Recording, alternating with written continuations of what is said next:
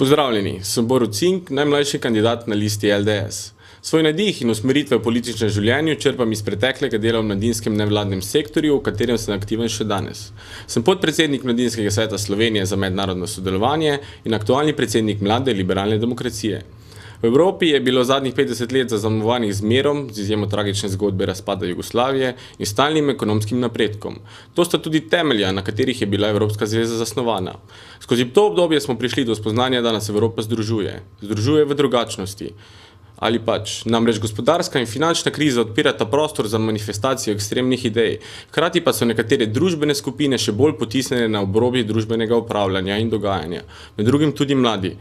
Tako, kot je dolžnost Slovenije in EU, da nas vključuje v upravljanje družbe, je naša naloga, da ponujeno roko sodelovanja izkoristimo.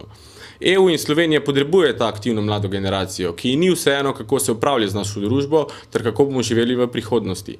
Temelje jutrišnjega dne postavljamo danes in mladi moramo povzdigniti svoj glas. Ne zato, da bomo preglasili srednjo in starejšo generacijo, ampak zato, da najdemo tisto pot, ki nam bo vsem omogočala dostojno življenje in blagostanje. V Evropskem parlamentu sem ukvarjal predvsem z odpiranjem vrat idejam in zahtevam mladih na vseh področjih, ki jih Evropski parlament pokriva, še posebej pa na področju oblikovanja mladinskih politik, neformalnega izobraževanja, aktivnega državljanstva in mobilnosti mladih ter medgeneracijske solidarnosti in socialnega položaja mladih. Meni ni vseeno in verjamem, da tudi tebi ni, zato pojdimo na volitve 7. junija in to tudi dokažimo.